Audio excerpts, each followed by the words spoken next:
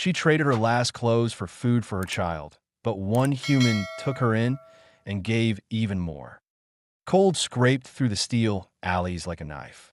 Wind slammed into walls of derelict metal structures, dragging frost through narrow service corridors behind the freight exchange quarter. The few functioning street lamps buzzed, casting sickly orange light over the walkways below, where snow and soot mixed into slush. This part of the port had been forgotten, like most of Arelis 9, a rim world too remote to matter and too hostile to salvage.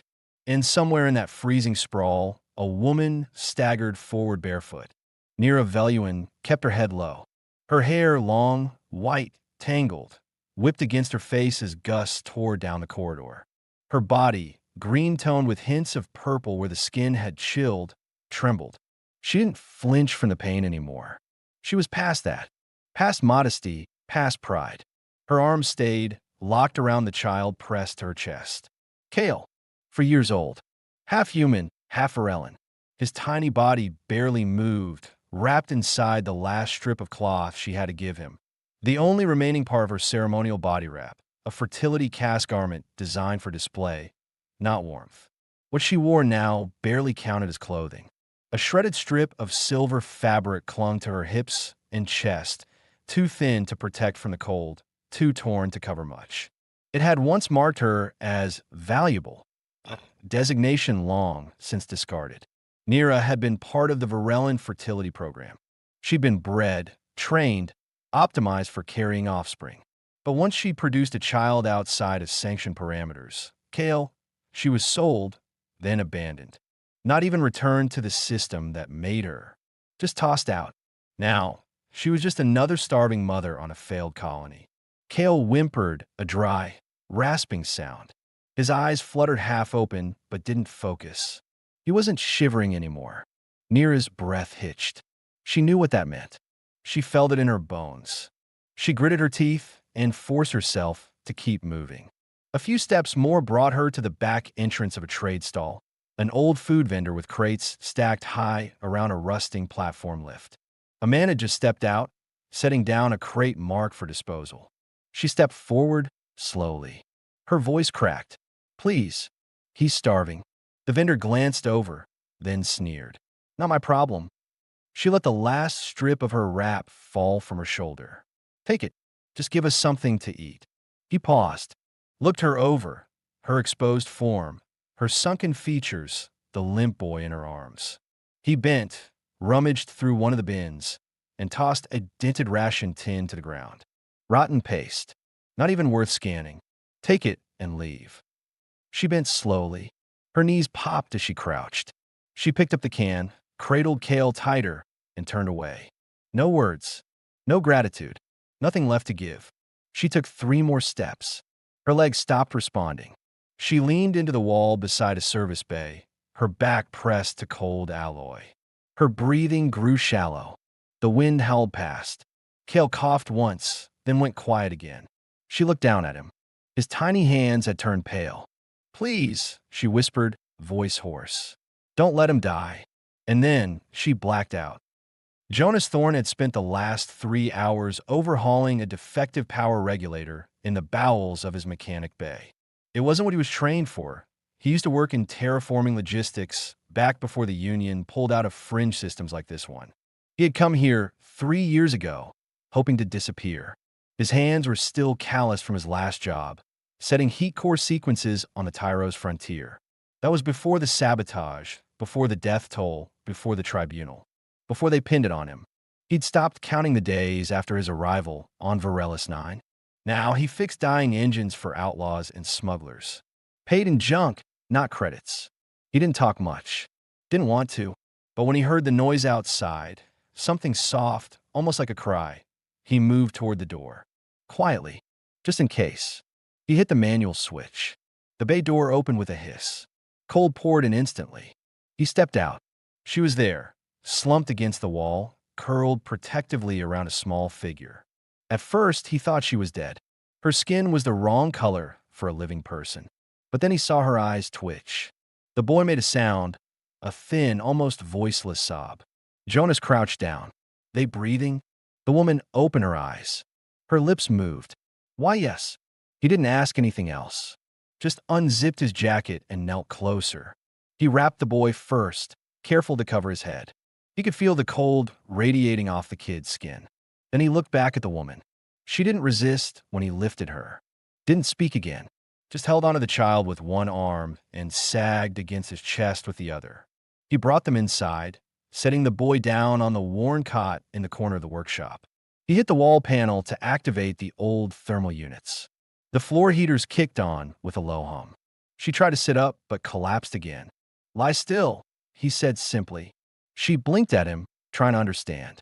He handed her a cloth blanket.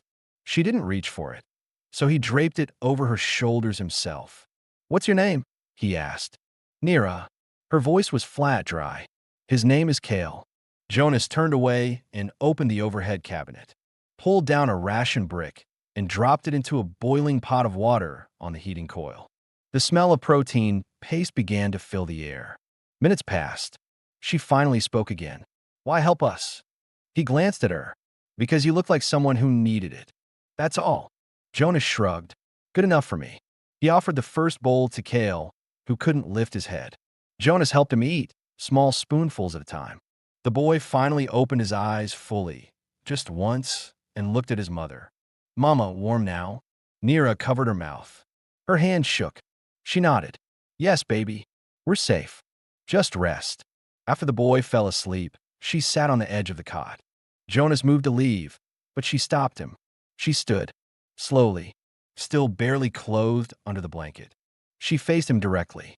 Her arms trembled, but her voice was steady.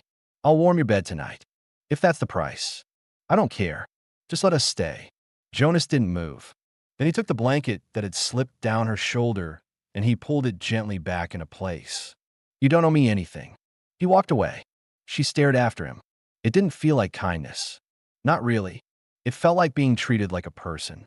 Something she hadn't known in a long time. And for the first time since she was discarded, Nira didn't feel invisible. She just felt tired and seen. Nira woke to silence. Not the kind she'd known on the street. The cold, brittle stillness of a place where no one cared if you lived or died, but a deeper quiet. Inside, safe. There was heat in the floor, a hum in the wall, faint, metallic, artificial warmth. She didn't open her eyes yet. Her muscles ached, but her body no longer burned with cold. For a moment, she just breathed. Kale was beside her, curled under the thick tarp, his head against her shoulder. He slept deeply now, his breathing soft and regular, small fingers still wrapped around the corner of her borrowed shirt. When she did open her eyes, she found herself on a worn mattress laid beside a workbench. Tools were hanging above her. An old energy lamp hummed overhead. The space smelled like oil, recycled air, and heat-treated plastic, clean compared to the alleys outside. Her mind remained cautious. Suspicion came before gratitude. It always had to. She sat up slowly. The cot creaked.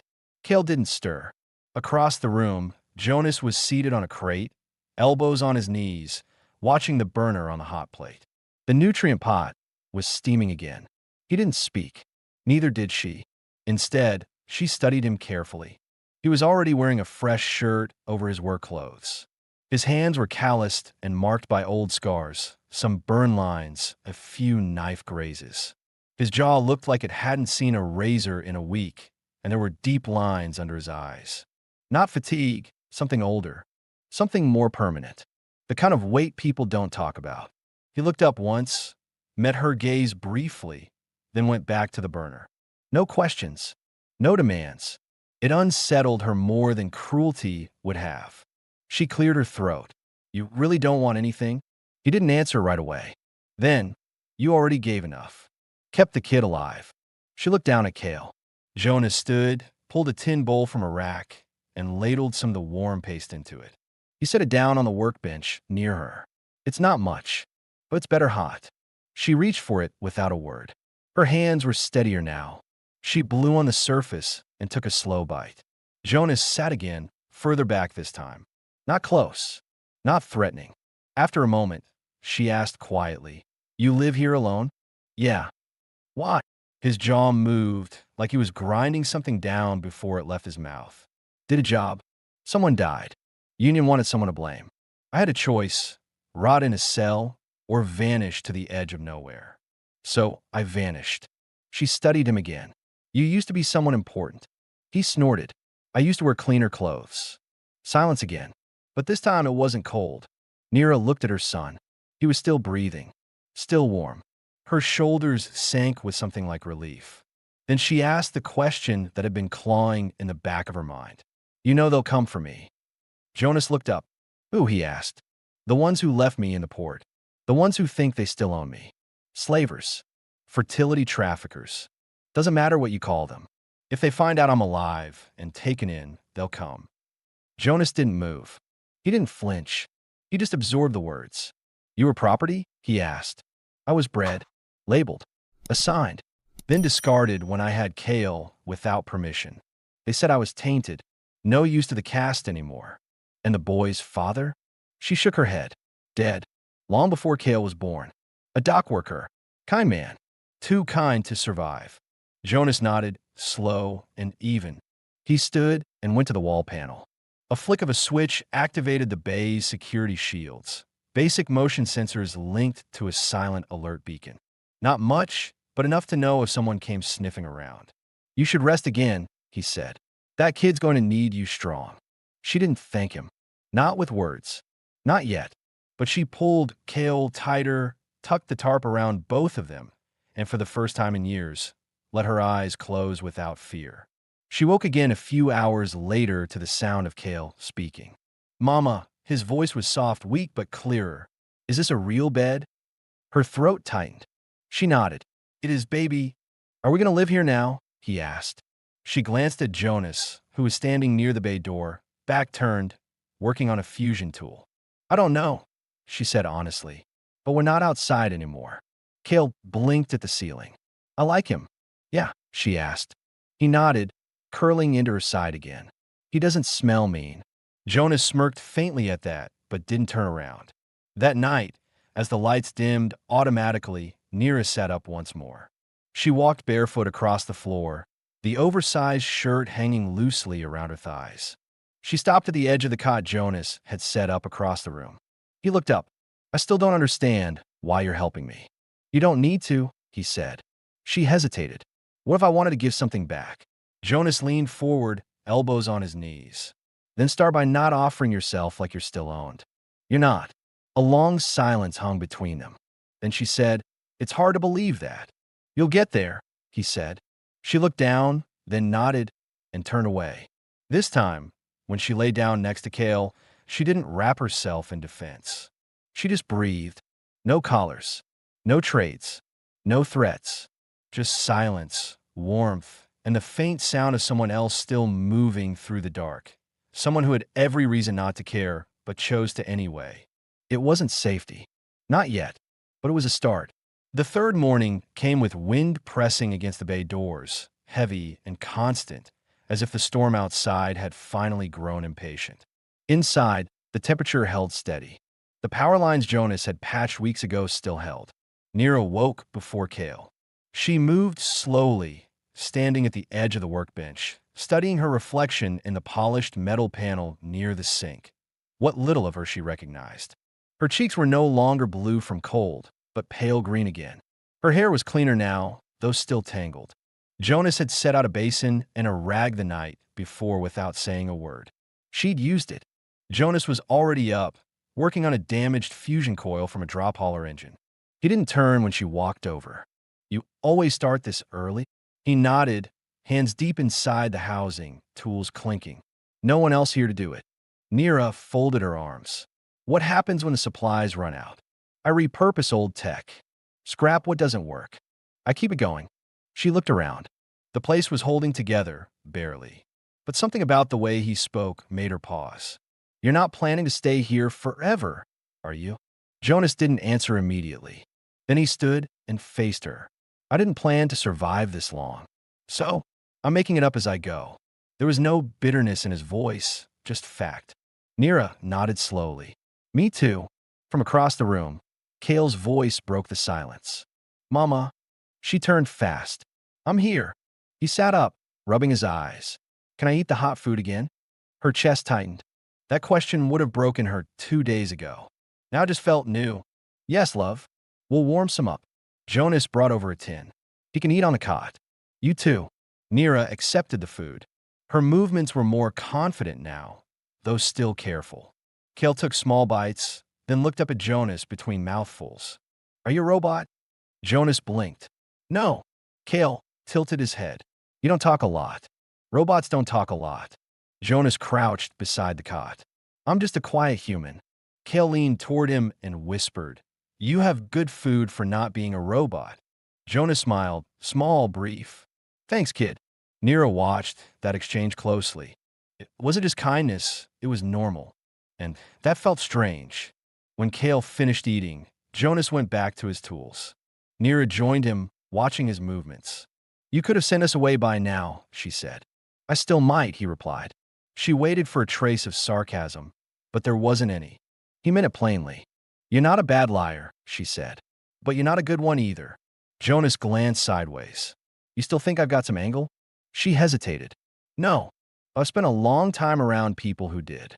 That truth sat between them. Neither tried to sweep it away. After a few minutes, she asked, Can I help? Jonas looked up from the coil. With this? Maybe not. But I've got a busted solar rig on the roof. Needs realigning. Wind knocked the panel loose again.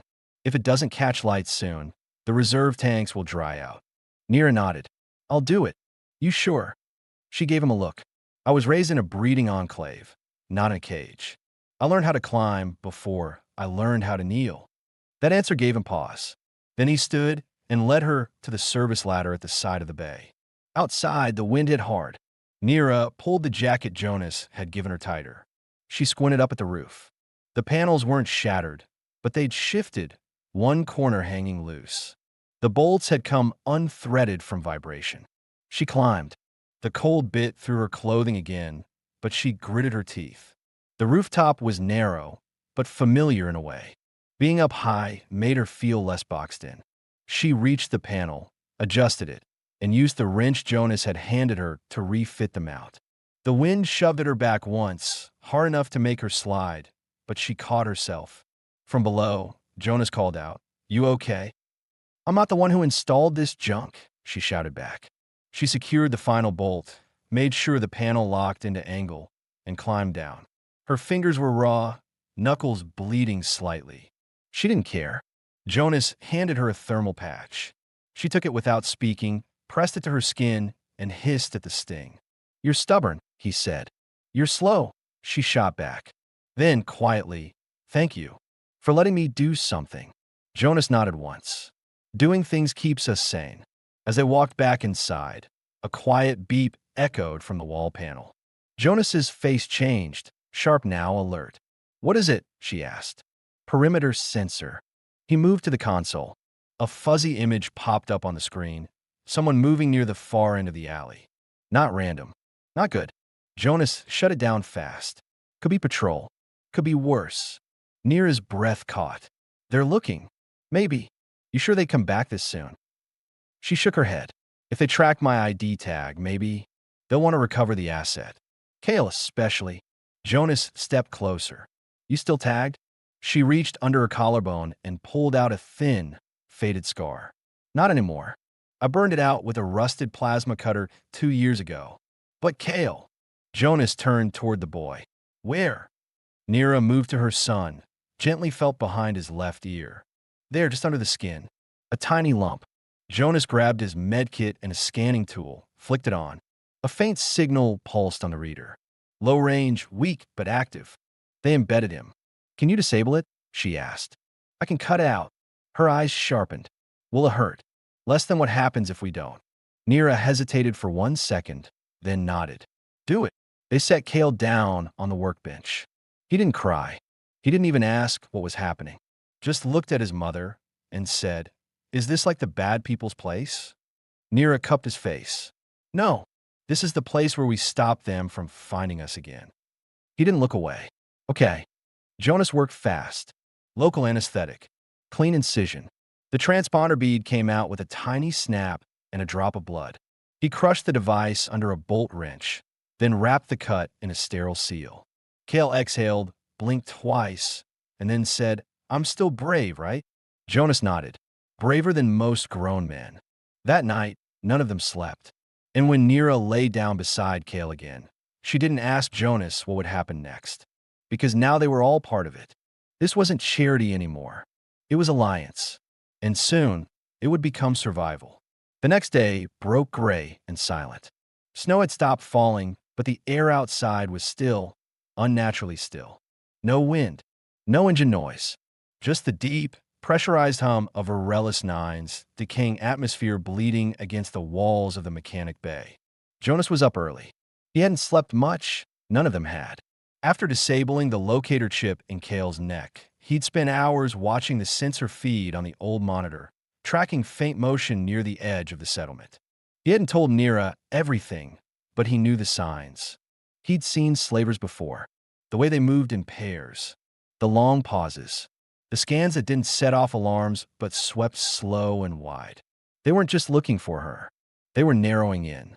Nira stepped out of the back room, quietly, Kale still asleep under blankets, hugging one of Jonas's old shirts like a comfort rag. She didn't ask for coffee, but Jonas handed her a mug anyway. It was bitter, recycled through the same filters he'd used for years. But she took it like it meant something. And maybe it did. She leaned against the counter beside him, cradling the mug in her hands.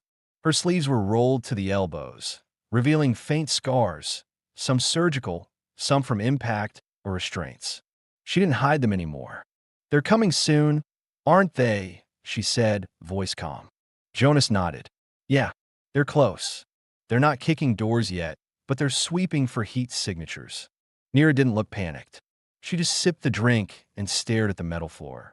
"They'll say I broke contract, that Kale's illegal, that I owe them back pay in flesh. And if I resist, they'll label me insane or unstable. Either way, they'll take him." Jonas glanced sideways. "You always this direct? I'll learn to stop wasting words." Jonas put down his mug. "Then I'll be direct too. We can't stay here." Nira turned to face him. "You mean we run?" I've got a plan." He walked across the room and pulled down a box from a top shelf. Inside were old data pads, ID chips, toolkits, and a sealed case marked Obsidian Protocol in faded stenciled lettering. She stepped closer. "What's that?" "An old escape route. A long time ago, I helped design emergency evac paths for terraforming colonies. Tunnels, vents, crawl routes, maintenance ducts. There's a substation 10 clicks northeast of here, abandoned after the last quake. Still has power relays and access to the transit rail. If we get there, I can hotwire a freight pod and launch us past sector range." Nira crossed her arms. "And you kept that secret, why?" "Because I didn't plan on using it again." His tone stayed flat. "Didn't expect to have anyone worth running with." She let that sit. Then, "Will Kale be able to handle it?" 10 kilometers is a lot for a child. "He won't walk it," Jonas said. "We'll carry him. I've got an old hover cart rig. Quiet, slow, but enough to haul small loads. We'll move at night. No lights. No signal." She nodded once. "When?" Jonas checked the sensor panel. "Tonight." Before she could respond, Kale's voice broke from the cot in the corner. "Mama, are we leaving again?" Nira moved him fast, knelt beside the cot. "We're just going somewhere better. That's all." Kale blinked slowly. "Will I still sleep next to you?" She touched his cheek. "Always." He yawned. "Can the human man come too?" Jonas answered from behind her. "I'm already packing, kid." Kale smiled. A real one, small and sleepy. Then he drifted off again. The rest of the day moved in silence. Jonas repurposed a storage crate into a lined hover cart, padding the inside with old insulation cloth. He loaded rations, tools, medkits, and a battery charger. Nira scavenged what few supplies she had left, barely anything. She found a set of old base fatigues that Jonas offered her, fitted them over her thinner frame. Still loose, but functional. She tied her hair back with a wire strap. Hours passed. Dusk fell hard. By nightfall, they were ready. The doors slid open slow and silent. Cold air swept into the bay. Kale was wrapped in a thick thermal blanket, lying quietly in the hover cart, his eyes wide but calm. He held one of Jonas's broken diagnostic wrenches like it was a toy. They moved through the alley in total silence. The hover cart glided just above the ground, whisper quiet. Jonas took point, a wide vision scanner looped on his forearm. Nira followed behind, one hand on the cart, the other resting near the concealed knife Jonas had given her earlier. 5 blocks out, they heard it, boots. Not many, but close. Jonas pulled them into the shadow of a collapsed generator stack. The footfalls passed, slow and deliberate. A search drone hovered high above, scanning infrared bands. Nira held her breath. Jonas didn't move. Kale whispered, "Mama, that sound scares me." She pressed her lips to his ear. "Don't worry. He knows how to get us out." Once the patrol faded, they kept moving. The walk was long, uneven terrain. Pipes, broken concrete, collapsed framework. Twice they had to lift the cart by hand. Once Nira slipped and scraped her arm on a sharp bracket. She didn't complain. Midway through the route, they reached the old tunnel entrance. Rusted, obscured by a dead-air recycler. Jonas pried it open with his crowbar, wedged the panel loose, and lit a small hand lamp. Inside, darkness and silence. No sound of wind. No sensors. No patrols. They moved in. The tunnel closed behind them with a soft groan. Jonas exhaled for the first time in hours. We made it into the zone. Nira leaned against the wall, her knees finally buckling under fatigue. Kale curled beside her, eyes already half closed again. Jonas looked at her, really looked. She was exhausted, bruised, bleeding from the elbow. But her eyes were clear, focused. "You good?" he asked. She looked up. "I will be." He nodded, then sat across from her, close but not touching. She asked, "Why did you come back for us?" Jonas didn't answer right away. Then, "Because they left you outside like trash. And I remember what that felt like." Nira didn't press him. She didn't need to. For the first time in her life, she didn't feel like someone's burden. She felt like part of team. And in the silence of that forgotten tunnel, among rusted pipes and frozen shadows, they made a promise without speaking.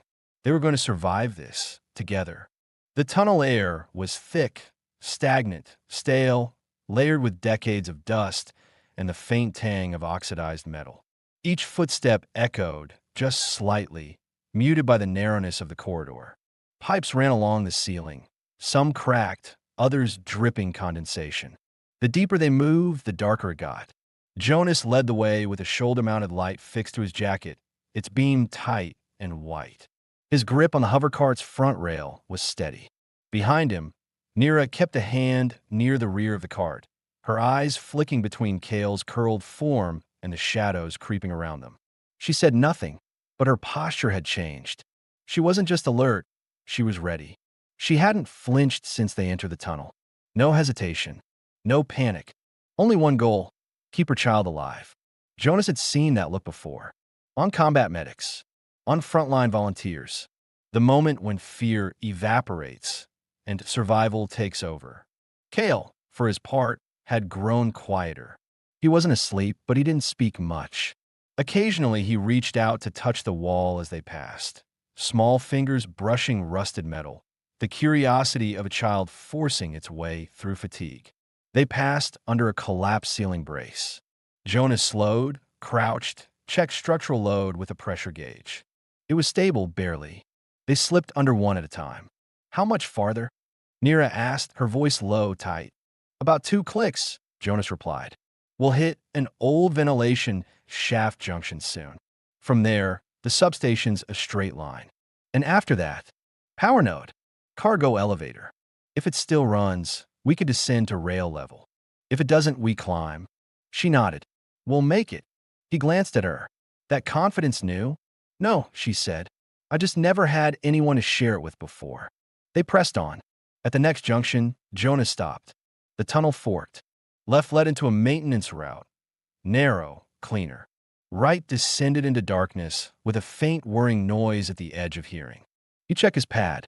That sound shouldn't be there. Could be a survey drone or a sensor relay cycling. Nira moved beside him. "Which way is faster?" "Left. Then we go right." He looked at her, brow furrowed. Why? Because if I know the people tracking me, they'd expect us to take the smart route. They'll be watching the easy paths. Jonas studied her a second longer, then nodded. All right. They descended into the dark. The hover cart rolled slower here. The floor was uneven, cracked. Kale stirred. Where are we? He asked softly. Almost there, Nira answered. Go back to sleep, baby. He didn't. Instead, he looked at Jonas. Are you scared? Jonas hesitated, then said, yeah, a little. Kale blinked at that. But you don't act scared. I've had practice. The boy nodded like that made sense. I think when I grow up, I want to be someone who doesn't get scared easy. You'll still be scared, Jonas said, without turning around. You'll just know what to do anyway. A few minutes later, they came to a sealed hatch. Old, rusted shut. Jonas stepped forward, pulled out a heat saw from the tool pack, and began cutting the seal. It was loud, too loud.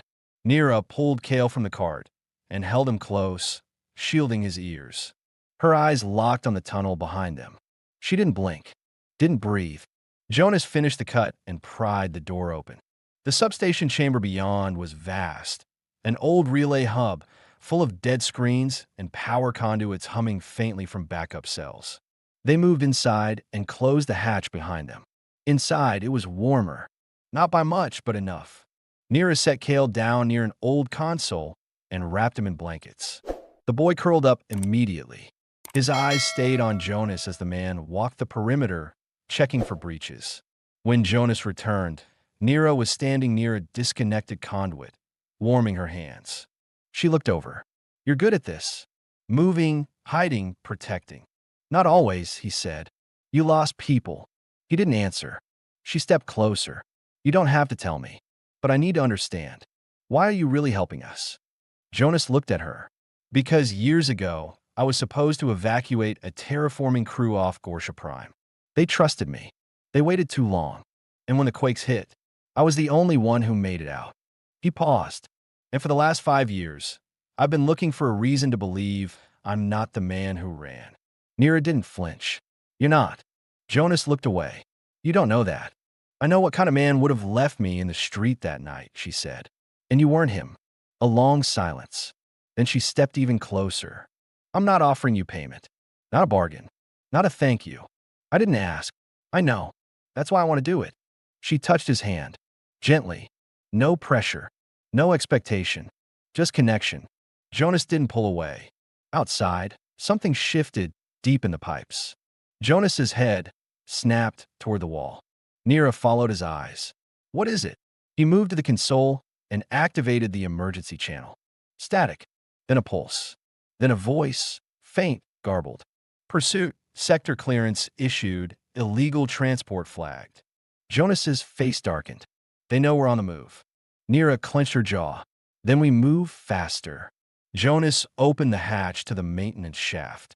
Below them, the long descent to the transit rail yawned dark and cold. They didn't hesitate. They started down. And with each rung, Nira's grip grew steadier. She wasn't running anymore. She was taking back control.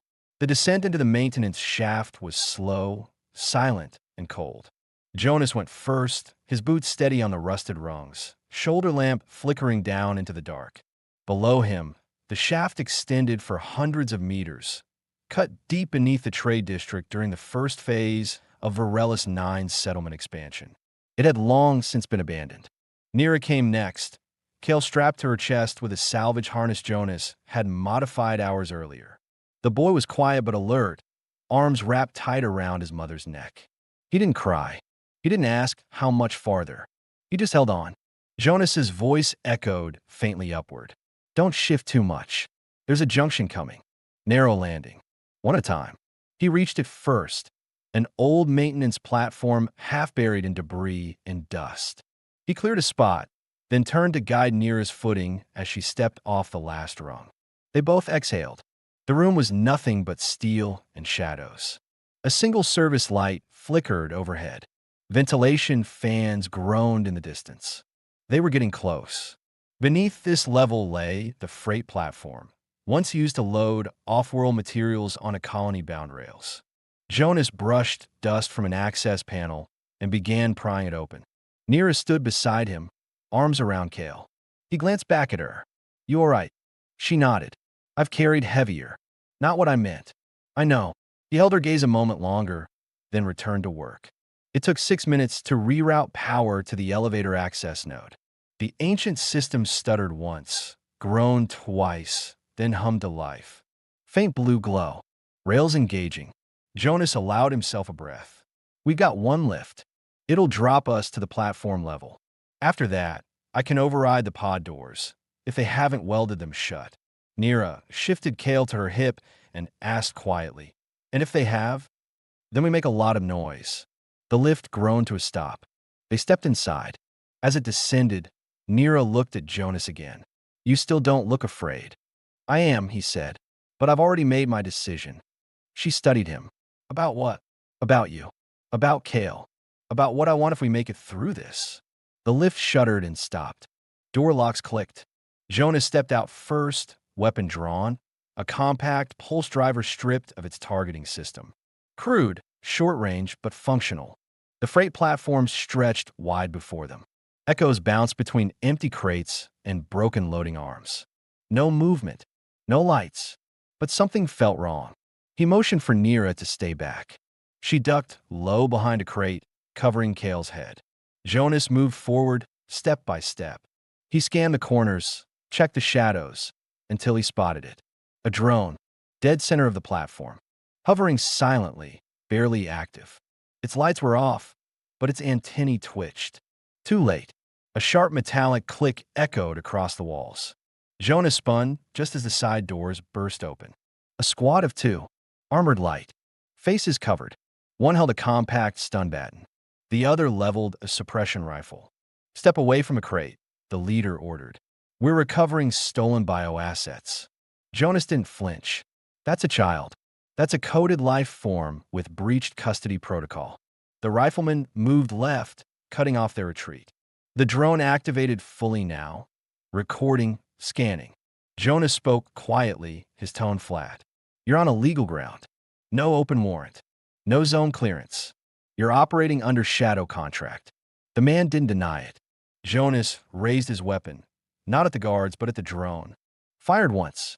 The drone sparked, screamed, and fell from the air in a spray of cables and smoke. That was all it took. Gunfire erupted.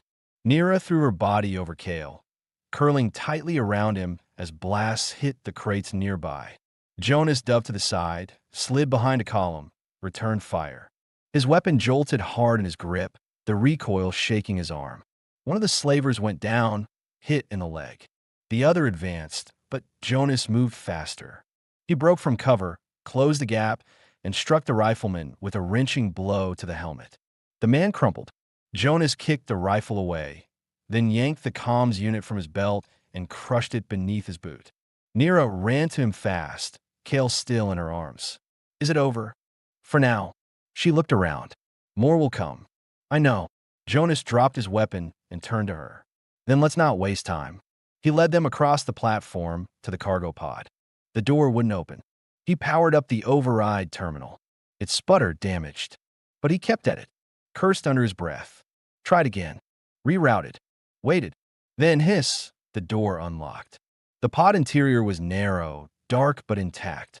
Nira placed Kale inside, then turned to Jonas. You saved us. He looked at her. You saved yourselves. I just showed up in time. No, she said. You made a choice. Every time. To stay. To fight. You could have walked away. I didn't want to. A pause. Then Nira reached for his face. Her touch was firm, not uncertain. I need you to understand something, she said. When I offer myself now, it's not survival. It's not debt. It's me. Choosing. Jonas met her eyes. I won't take anything you're not ready to give. Her voice softened. I am. He stepped closer. No rush.